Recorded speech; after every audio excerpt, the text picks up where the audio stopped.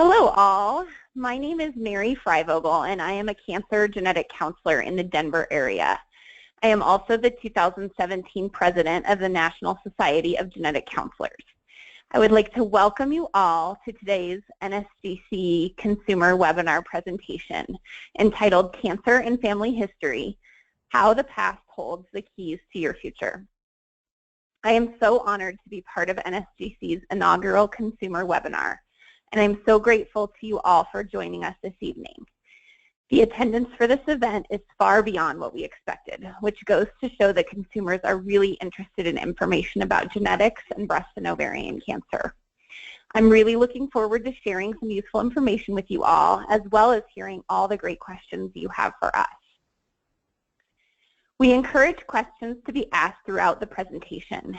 If you have any questions you would like to ask our speaker, click on the GoToWebinar dialog box and type your question in the chat box. Questions submitted will be read aloud during the question and answer portion of this presentation, and we've left plenty of time for that at the end. By submitting a question, you are consenting to having the information contained in the question read aloud during the presentation. So please be careful not to submit any personal identifiers in your question. Please note, as a courtesy to the presenter, all participant telephone lines have been muted automatically. If you should experience technical difficulties during the presentation, we're happy to help you. Please utilize the dialog box in the upper right-hand corner to submit any questions or concerns our way, and we will respond as quickly as we can. NSGC offers a wide range of educational programming. The information provided in this presentation is not a substitute for medical or professional care, and you should not use the information in place of a visit, call, consultation, or the advice of your physician, genetic counselor, or other healthcare provider. We are so fortunate to have a nationwide expert leading the discussion tonight. Andrea Forman is a senior genetic counselor at Fox Chase Cancer Center in Philadelphia with over 10 years of experience. She is the clinical leader of the risk assessment team where she works with additional medical subspecialists on topics related to clinical cancer genetics as well as research. She also plays an active role in teaching and training genetic counseling students at Arcadia University. Andrea is a thought leader with a great sense of humor. I'm always impressed with her creative and innovative thoughts about cancer genetic counseling. I'd like to thank Andrea for all the time and effort she put into creating an incredible presentation for you all this evening. Andrea, I will turn it over to you. Okay, great, guys. So hopefully a little box with my face on it just popped up on your screen so that we can maybe feel like we're getting to know each other a little bit while we chat today. And thank you, Mary, for the great introduction. So thanks to everybody. You can see that you are in my living room, and thank you for bringing me into your living room tonight. Hopefully we have some really helpful information for everybody today. So, you know, I start by touching on the fact that we all know that there's a lot of common diseases that are out there, things that we go to see our doctors about to go get care for. And for almost every disease that is a common disease, whether it's heart disease or diabetes or cancer, there's a lot of similar risk factors that you might hear about. Now, some of these are things that we have a little bit of control over. We can try to eat healthy, we can try not to drink too much alcohol, exercise, try not to smoke. These are all beneficial things in a lot of ways. And then there's risk factors we don't have a lot of control over. We haven't found a way to stop getting any older. Our family history is what we are born with, as is our ethnic background. So there are some things we have control over, some things we don't. And then there's genetic risk factors. And genetics is a pretty hot topic. It's been talked about in the media, and we hear about it in the newspaper and other things, and from our doctors for decades now, as we've learned more about how genetics can affect disease risk. And so, you know, the reality is many of us haven't really talked about genetics maybe since our high school biology class, or maybe never if this just wasn't something we might have been exposed to very much growing up. So I like to give a little bit of a biology lesson, but I promise it's not too much, so bear with me. But as you know, our body's made up of trillions of cells, and within our cells we have DNA. Now, DNA is sort of like a recipe that makes something that our body needs. So genes are what we call sort of sections of the DNA that make something that our body needs. And genes determine things like our eye color and our hair color, but they also control how our cells live and die. And our genes can acquire damage through things like environmental influences and things like that can lead to disease and can lead to cancer.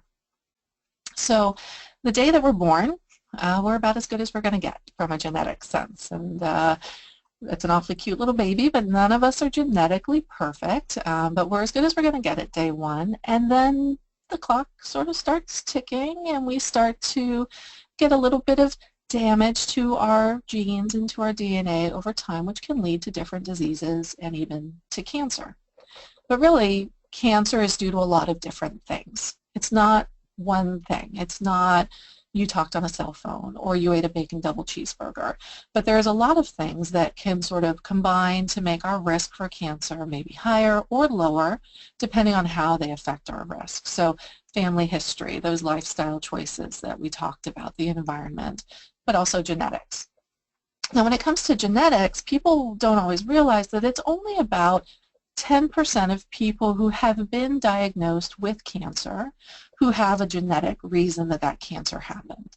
So about 1 out of 10 people who've actually been diagnosed, if we were to do genetic testing for those people, we would find a genetic reason, the main reason that that cancer happened. So for most people, cancer is this combination of all of these other things, what we call a sporadic cancer. But for that 10% of people, it can be really important to find out who does carry a genetic risk, because their risk can be very high to maybe even get cancer again. And so the way that we try to figure out who's in that 10% of people with cancer who have a genetic risk, how do we figure out who those people are? And the first test really comes from the family tree. And so even without genetic testing, sometimes just by looking at the family history, we can figure out, or we can get a sense, maybe there's a higher risk for cancer in this family. So what are the clues? What are the things that we should look for? Well, the first one is age. You know, cancer is something that can affect any person at any age, but typically it's a disease we see with aging. So older people have a higher chance of getting cancer. So when we see cancer young, that's sort of a red flag of maybe there was a genetic cause to this cancer. So things like breast cancer under 45, colon cancers under 50. Those are a little on the young side, and they might be a little bit, maybe there's some reason that that cancer happened as young as it did. Cancers that are rare. Now, breast cancer is actually not a very rare cancer. It's unfortunately one of the most common cancers that women can get. But male breast cancer is very rare. So when we see male breast cancer in a family, we immediately wonder, well, maybe there is a genetic reason that that cancer happened here.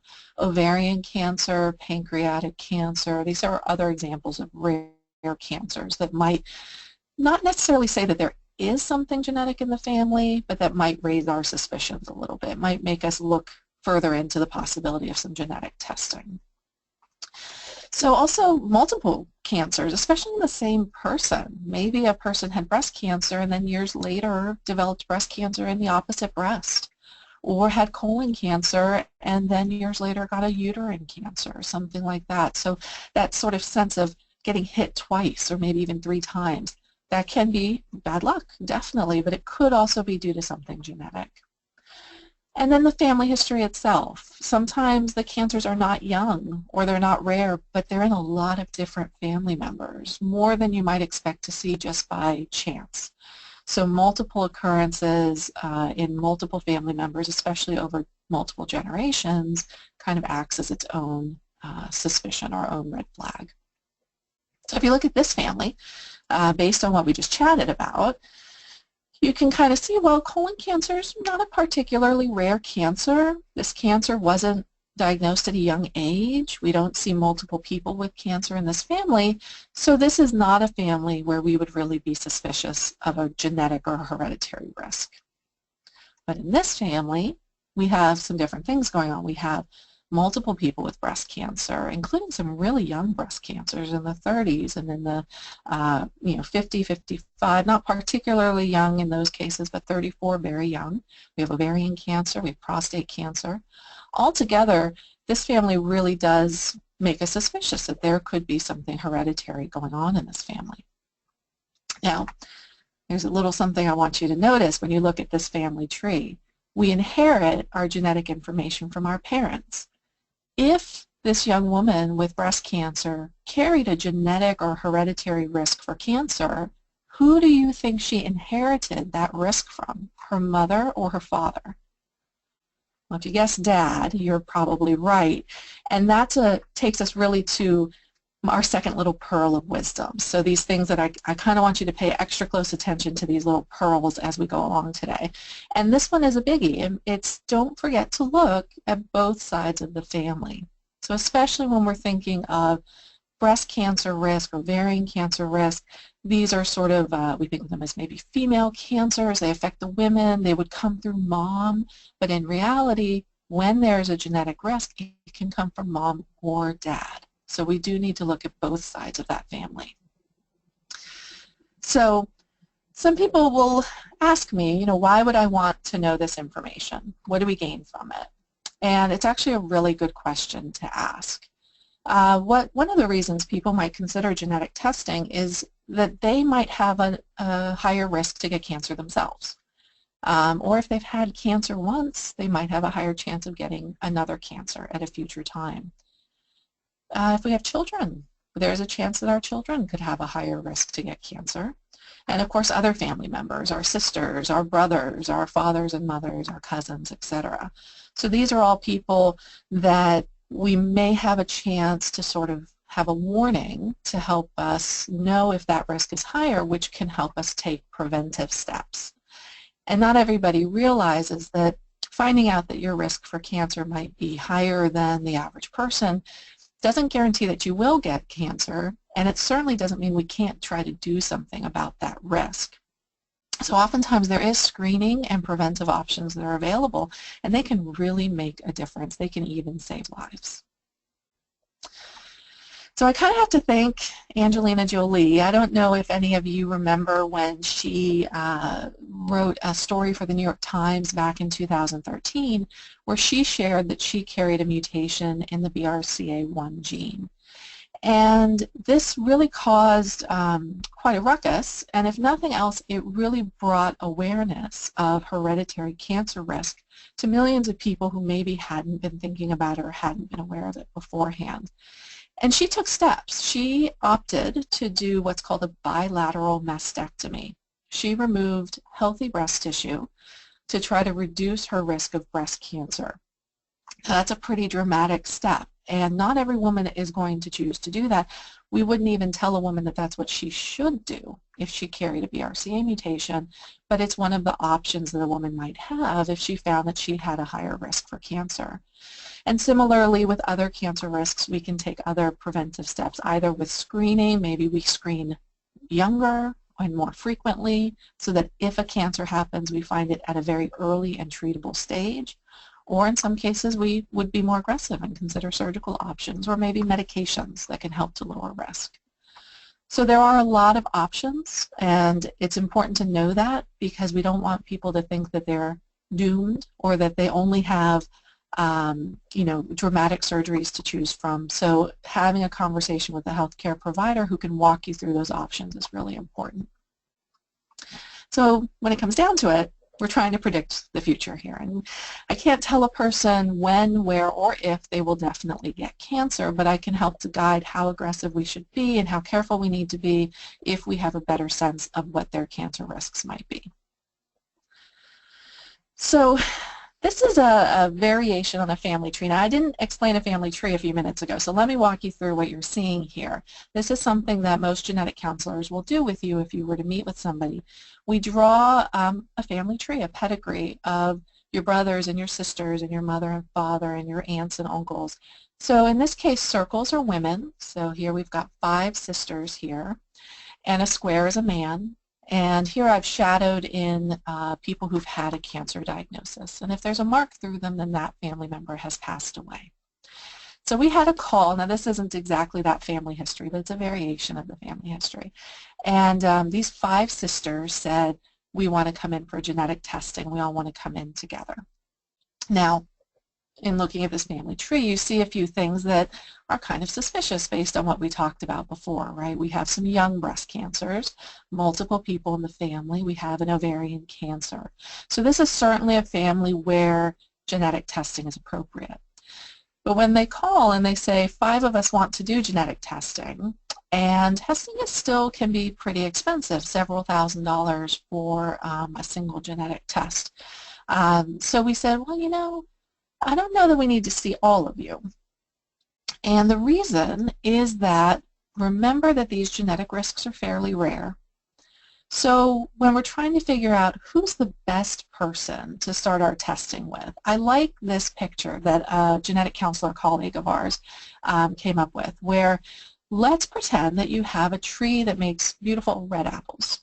And then one day you notice that one of those apples is yellow. Now, there's nothing wrong with the yellow apple, of course, but if we want to try to figure out why is that yellow apple yellow, what are you going to do testing on? Are you going to test all of these beautiful red apples, or are you going to focus your testing and your energy on that yellow apple, the new yellow apple?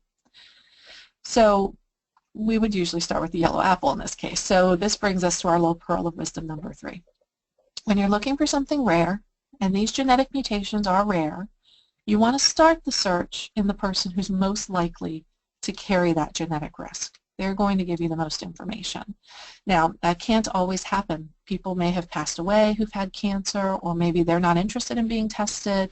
So this isn't a deal breaker. I would absolutely test somebody who has no personal history of cancer if their family history was suspicious or suggestive of hereditary risk. But if we can, the best person to do testing is the person who has had cancer themselves. And so we explained that to those sisters who called, and 3 of them came in together, but only one of them did testing, so the other 3 were there for moral support. And we did find a BRCA mutation in the sister with breast cancer. And that information allowed us to do a very specific test for all the other family members that gave them a definitive either yes, you have the same risk, or no, you definitely do not. So it really helped to inform the whole family, helped to give a little more clear-cut guidance. So when we can, that's the path we'd recommend. So if you yourself have had a cancer and you've wondered, why would I be the one who does this genetic testing? It's my daughter I'm worried about. Well, this is why, because that testing for the person who's had cancer could really be informative for everybody in the family. So when we do genetic testing, this testing's really evolved recently. We don't tend to look at 1 or 2 genes anymore. We're able to do multi-gene panels. We can look at sometimes dozens of genes that are related to cancer risk. The costs are pretty much the same nowadays, which is great. The costs keep coming down. But there are benefits and limitations to doing this type of multi-gene testing. So there's things you kind of have to think about. Now, one of the big changes that has happened in recent years is just the wide variety of laboratories offering genetic testing, and they're not all created equal. You want to make sure that your testing is being done through a legitimate, established, knowledgeable laboratory.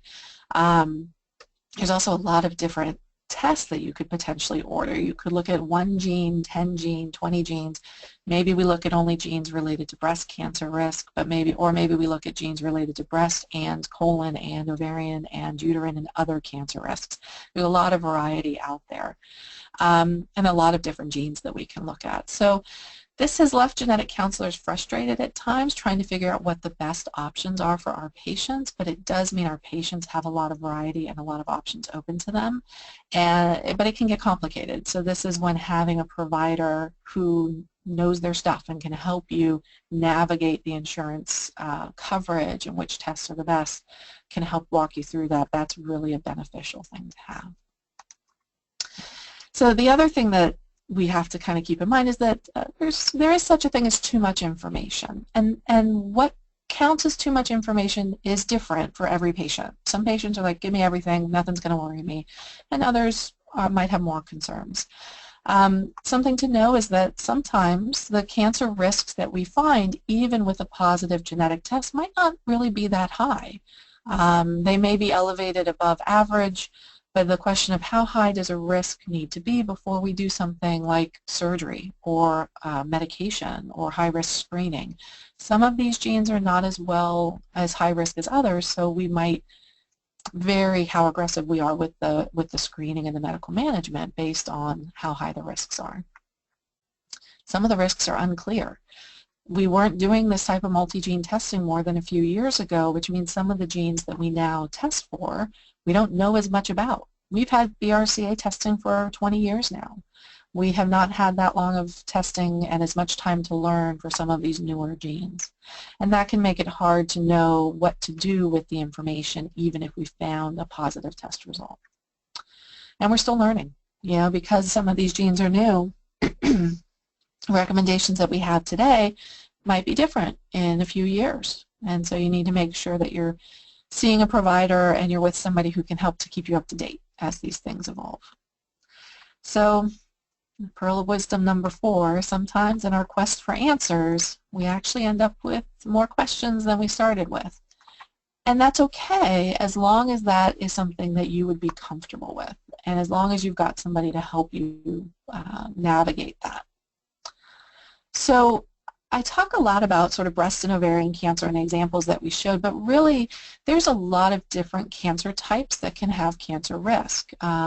These ribbons kind of run the gamut of colon and kidney and uterine and ovarian cancer. There are many different hereditary cancer syndromes. So it's not necessarily do you have a family history of breast and ovarian cancer, but any of those factors that we talked about, cancer that happened at younger than typical ages, multiple family members, maybe it's kidney cancer, and so that still might be something we would think about for genetic testing. So, it's if you're suspicious, it's worth talking to somebody about it, which leads us to, well, what can you do? What can you do about this? Part of it's just know your family history. Talk to your family members. The cancer is not a fun topic to discuss around the Thanksgiving dinner table, right? So reach out to people, especially your grandmother and some of the older family members who might know some of the history going back farther than you would know. And ask them what has happened in the family, who's had cancer, when, how old were they, etc. And if you know these things, you should educate your family, so if the younger generation so that this information isn't lost. And then talk to your doctor or genetic counselors, particularly if you have concerns. If you've looked at this family history of yours and you think to yourself, I could check off some of those boxes Andrea talked about, so I should talk to somebody about this. So you probably visited the About Genetic Counselors page when you registered for this webinar, but it really is a wonderful resource to get more information about meeting with a genetic counselor, which kind of leads us to the next question. Maybe you've asked yourself when you logged in for this, what is a genetic counselor? Who are these people? I know that when I go to a cocktail party, I have a hard time sometimes explaining what it is that I do. But when it comes down to a genetic counselor is a translator. Genetics can be confusing. Making choices about your medical management options can be confusing. Figuring out if insurance covers genetic testing can be confusing. It can all be very convoluted. And a genetic counselor is a person who knows this stuff. They know which labs are good. They know what these genes are and what they might mean for you and your family. So they can help you understand that too. For you specifically, not a vague general example of for some people. This would be your family, your history, your needs for you and your family. So they're a pretty helpful group of people to have in your back pocket when you need that. So to learn more, I would definitely visit aboutgeneticcounselors.com. And let's see, I have the website just to kind of show you a few things here. Let's see if I can get this over here. So you can find a genetic counselor near you by clicking on Find a Genetic Counselor. So we make these things pretty easy to figure out, right? You can put in your zip code and you can find out if there's somebody close to you that you could talk to if you have concerns about your family history. You can go to the resources page, and there's a section to learn more about your own family history and kind of some suggestions on how to find out more in your family. You can learn more about what a genetic counselor is. So this is a really great resource, and I would definitely encourage you to check it out if you have any additional questions after today's webinar. And that's another picture, sort of the family history resources, just a screenshot from the web page. So at this point, so I think I was right at a half hour, and my goal was we really wanted to give plenty of time for people to ask questions. Now remember, you need to type it into your dialog box on your little side panel there. Type in your question, and Mary's going to kind of look them over, and we're going to try to get to as many as we can. But I will caution you, we can't really give any individualized advice today. It's just sort of beyond the scope of today's meeting. So if you're really concerned about something specific to you and your family, best bet is looking to either talk to your doctor or a genetic counselor who can help you work it out individually. But any other questions, we would be happy to answer. Absolutely. Well, good. Well, we have some here already. So the first one is, my paternal grandmother passed at a young age from ovarian cancer. Doctors don't seem to be concerned for me. Should I be? That is a good question. So this was paternal grandmother, I think it said, right? Yes. Yeah, so this is one of those classic cases where sometimes the dad's side of the family might be dismissed or not thought to be as important. So we do generally recommend genetic testing for any ovarian cancer in a close relative. So this would probably meet criteria to consider testing. So I think a meeting with a genetic counselor would probably be worthwhile just to kind of dig into it a little more. You might also look into whatever medical records you might get, because sometimes in our older relatives, clarifying cervical versus uterine versus ovarian cancer, they can be very different things genetically, and we're not always real sure what exactly was affected, especially when we have relatives who maybe passed away a long time ago. But I would say dig in a little more on that one, yeah. Yeah, and a lot of it too, I'll add family size matters, and then that's why, again, the meeting with the genetic counselor is so important, because if it's a paternal grandmother, that we're on a very small family where there are very few other females, then that will be more suspicious versus a paternal grandmother who had 5 sisters who all lived to age 80, and then there are also 5 paternal aunts who all are living in their 80s without any cancer. Again, it just sort of changes the level of suspicion. And then, of course, Ashkenazi Jewish ancestry. That changes things as well, because we know that women who have that type of ancestry are more likely to carry the BRCA1 or 2 mutations. So, if that was a Jewish family, then our interpretation of that would be a lot different. That's a good point. We didn't talk about ethnicity, and that's something that sometimes will also play a role. So. Yeah, and so, we know that in the general population, non-Jewish population, we think it's maybe 1 in 500 people carry a BRCA mutation, versus in the Jewish population, it can be as high as maybe even 1 in 30 individuals. And so, that's something that, again, genetic counselors will take into account when helping you to make a decision about testing, because that is an important thing to think about. Awesome. Okay, so another question is, if someone has a family history of breast and ovarian cancer but tested negative for BRCA 10 years ago, should they consider doing an additional test at this point in time? That is a wonderful question, and it's actually a point I really should have included, maybe with some flashing graphics on my slides. I would say absolutely. We do know that the majority of hereditary breast ovarian cancer is still due to mutations in BRCA1 or BRCA2. But we also know that the technology for those genes has evolved. Even 10 years ago, there's certain types of BRCA mutations we might not have picked up in the original testing. Even if that's negative, we do have other genes related to breast and ovarian cancer that we know families who've been negative on BRCA might have a mutation there. So additional testing could be worthwhile.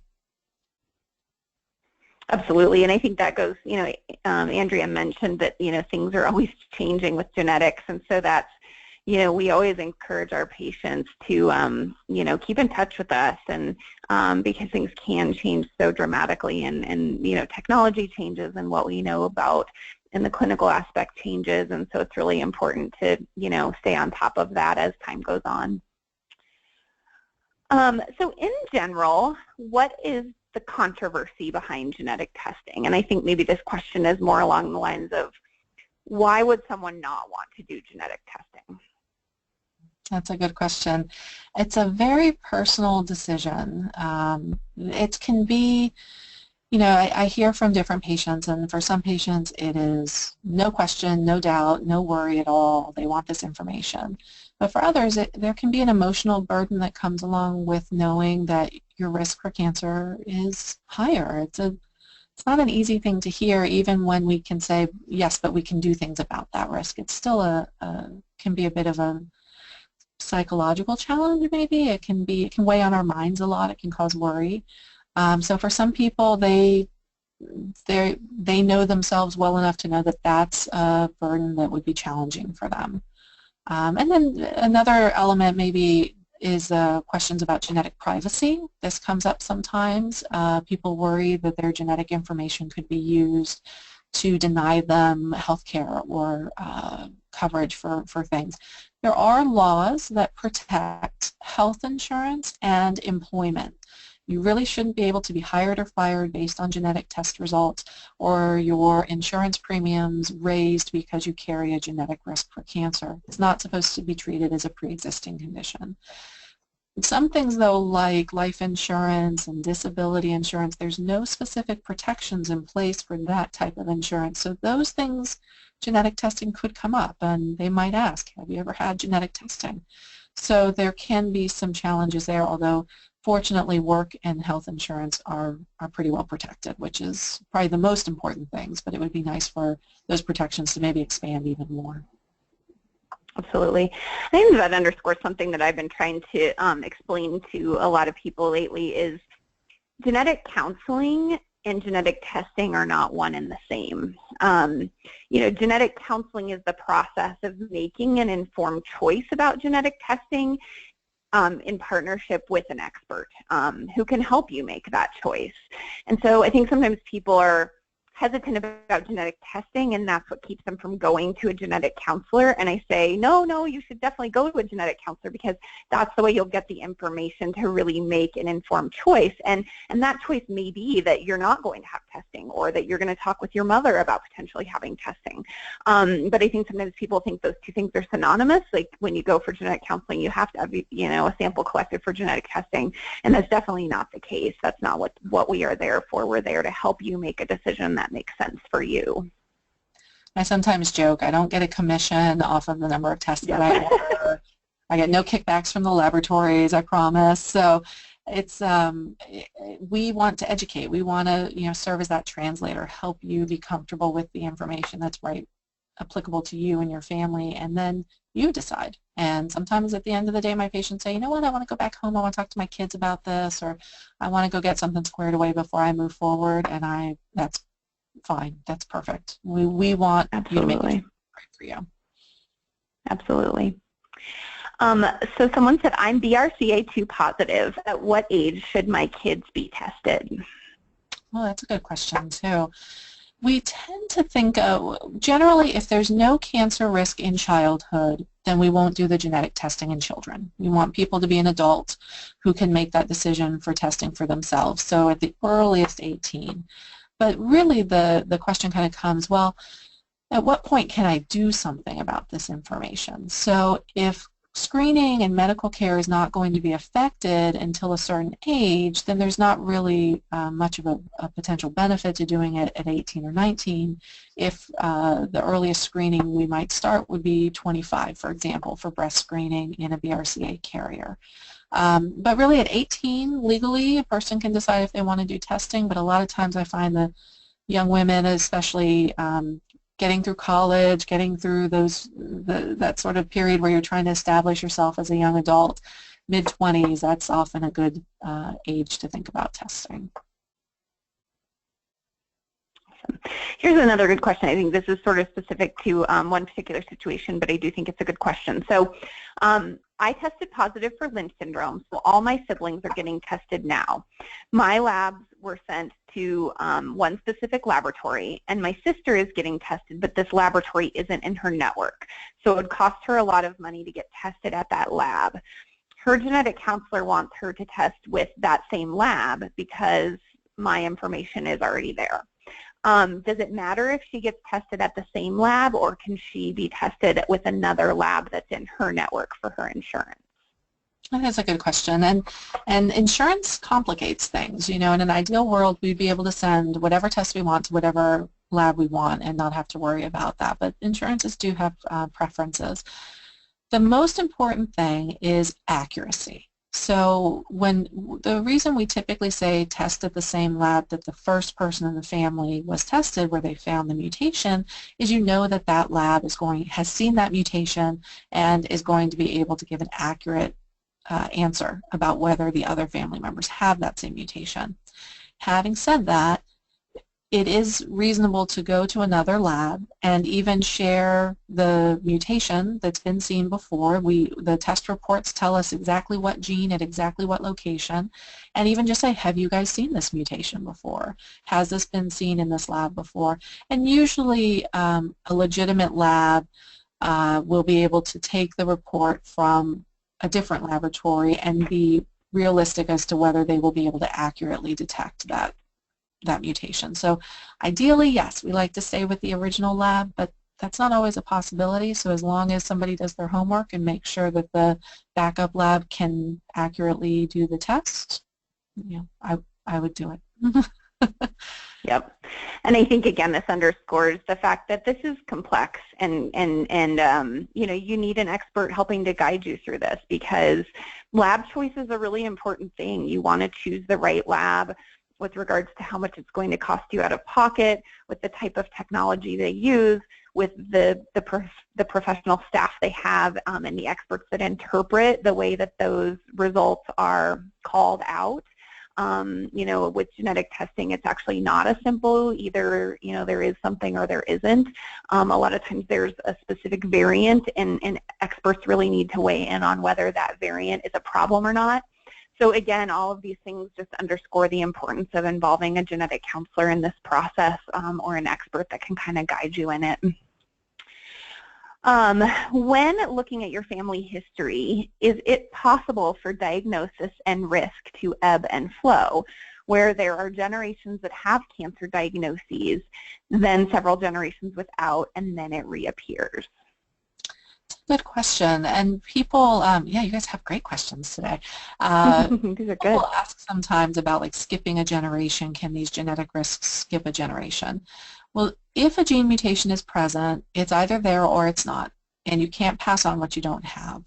But the way that these gene mutations manifest or how they affect the individual person can vary. But I've had a patient with a Brca mutation who's 83 years old and never had cancer, but then her daughter developed ovarian cancer in her 60s. So why the difference? I couldn't give you a good answer, but we definitely can see families where it kind of looks like it's skipping a generation because somebody lucked out and did not develop a cancer related to that risk. And gender-specific cancers complicate things. So I've also had families where there were just a lot of men in the family, lots of uncles and lots of male cousins and brothers, and it sort of hid the fact that there was a high-risk breast cancer gene because those men weren't developing breast cancer or ovarian cancer, and then it sort of popped up seemingly out of the blue in a woman in the family. So sometimes you will see these sort of ebb and flow is kind of a good way to put it in the family history.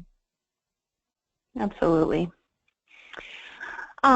Here's another one. If a result comes back a variant of unknown significance, how would that be handled with regards to surgeries and treatment decisions? Yeah, and remember when I talked about more questions than answers sometimes when we do genetic testing?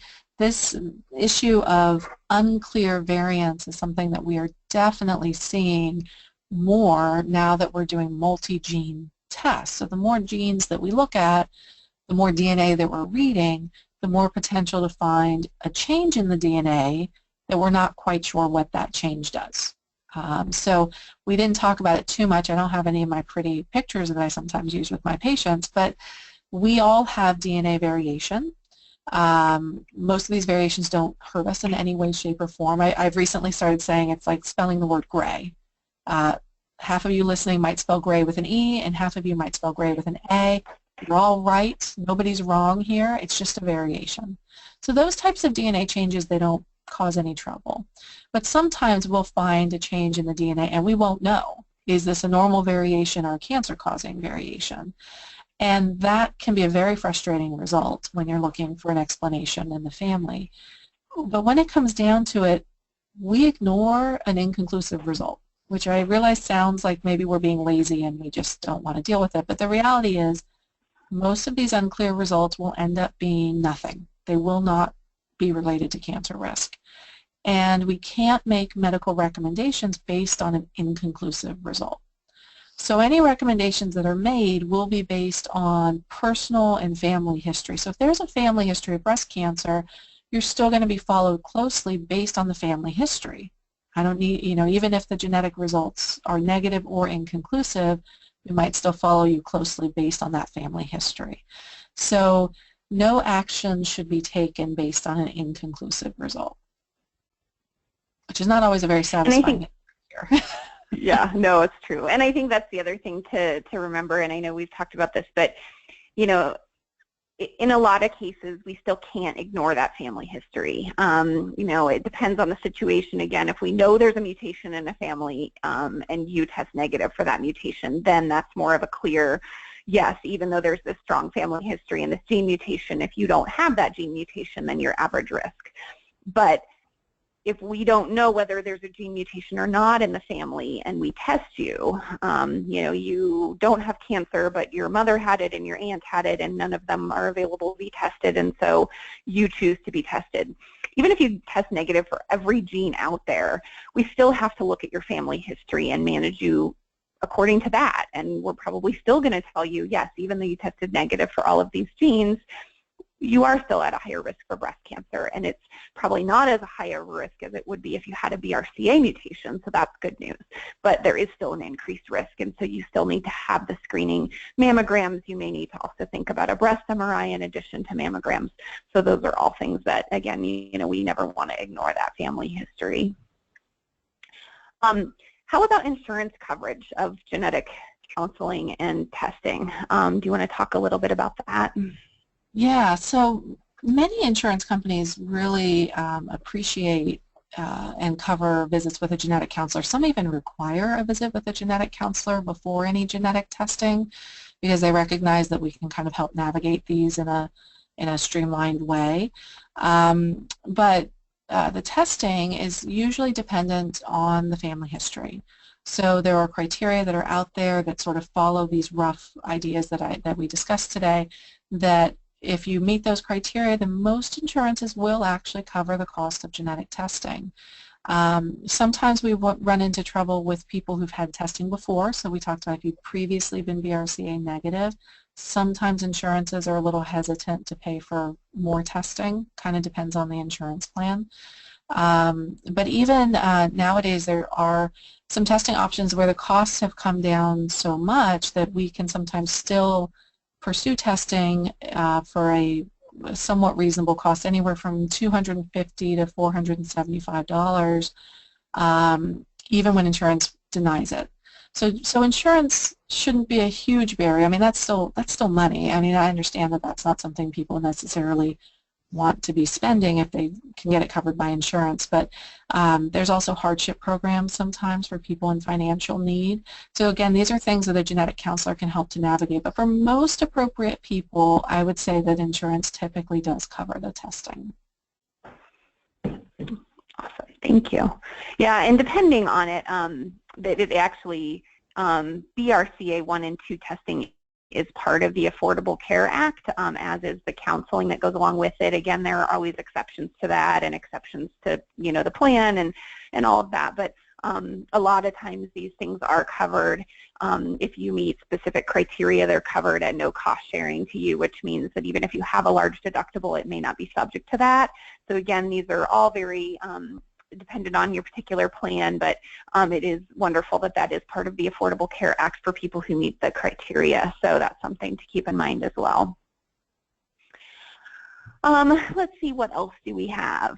I have heard the terms cancer and tumor used in different cases. I'm under the impression that tumors are non-invasive while cancers will move into other tissues. Would genetic testing be something that may be recommended if there is a family history of tumor formation, or are tumors typically caused by non-genetic reasons? Yeah, that's an insightful question as well. So the phrases sometimes do get used interchangeably, but you're absolutely right. Generally, a tumor is an abnormal growth, but it won't usually spread beyond where it's growing, and a cancer can spread to other parts of the body sometimes. Depending on the gene and depending on the risks, there are some tumor risks that can be related to certain genetic syndromes. So it kind of depends on what it is.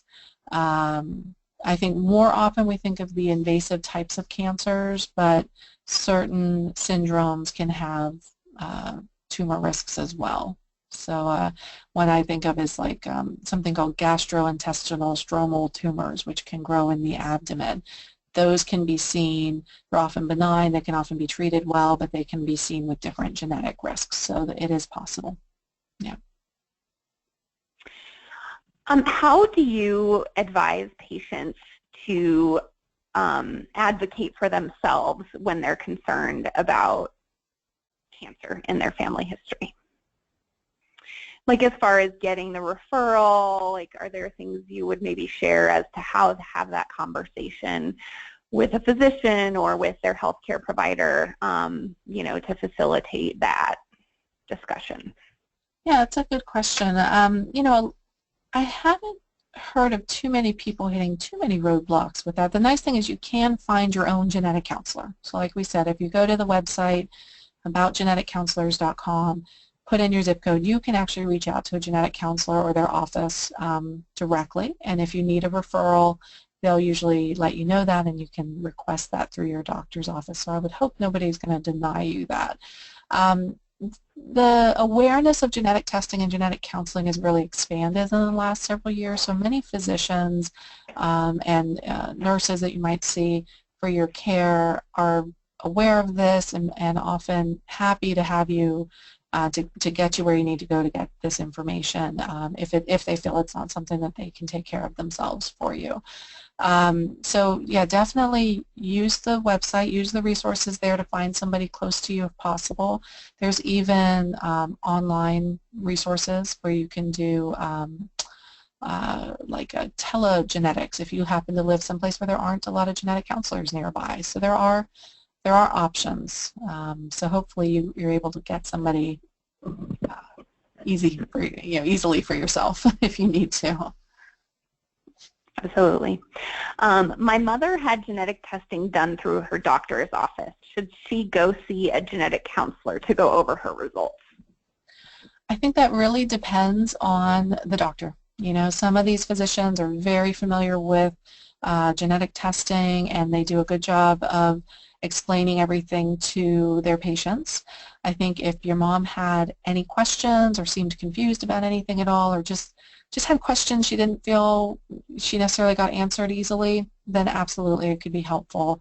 So I think that personal comfort, I'm a little biased. I think a visit with a genetic counselor is usually pretty informative. So definitely if there's any questions at all that she has, I don't think it can hurt. I think it can only be useful. And I know sometimes, like I've worked with some physicians in the past that are really comfortable having the conversation with the patient about the patient themselves. But when it goes into the conversation about sharing the information with family members and offering other relatives genetic testing, the physicians sometimes feel like that's a little bit more than they want to get into. And so, there may be things that, perhaps she understands very well, but maybe there are some topics that her doctor didn't have time to get into with her, and so that would be another reason why a genetic counselor might be useful. Because that's the thing to realize, is that these genetic test results, they don't only have implications for the person who has that genetic testing, they have implications for the rest of the family as well.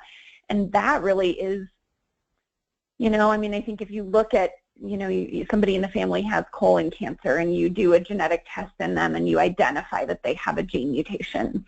Unfortunately, they already have colon cancer, but they have a whole bunch of relatives who then, if they have that gene mutation, they need to start colonoscopies earlier and do colonoscopies more often. And so that's really where the preventive power of genetic testing comes in, is when you are able to identify a mutation and offer testing to other family members. And again, I think that's somewhere where genetic counselors really have a unique voice to help patients. How do I navigate this? How do I mention this to my family members? How do I share this information? What do I need to give them? There are people in my family that I hardly ever talk to. How do you suggest that I, reach out to them? So these are all things that we really can be helpful in. Well, great. Well, I am not seeing any other questions, and we're close to our hour. We're not quite there, but I would just like to thank you all so much for participating in this webinar. It was a huge success. We're humbled at the amount of you that chose to share your evening with us. And again, I want to give a heartfelt thank you to Andrea for putting together such an amazing presentation, and she does an awesome job putting this into terms that everyone can understand, and genetics is pretty complex, and so that's something that is a unique quality, and I'm so happy that we had Andrea to do this tonight. Andrea, do you have any final words for everyone? No, I think this was great, and I think that if, all of our listeners, if there's other topics that you guys think would be useful to learn about, whether it's cancer or other genetics, we definitely want to hear that, because I think getting this information out to the public is a wonderful thing, and it only helps you feel empowered to take control of your own health history and future, so I think it's a great thing. Absolutely. And so I think as long as we can leave the question box up. So if you do have other thoughts on topics that you would like to hear about, please just shoot those to us in the question box. And then, of course, our website aboutgeneticcounselors.com has a lot of really, really good information. So feel free to visit that as well. But we wish you all a wonderful evening, and we hope you will tune in to a future webinar. And don't hesitate to let us know if there's anything else we can do to help. Thanks so much. Have a great evening. Thanks, everyone.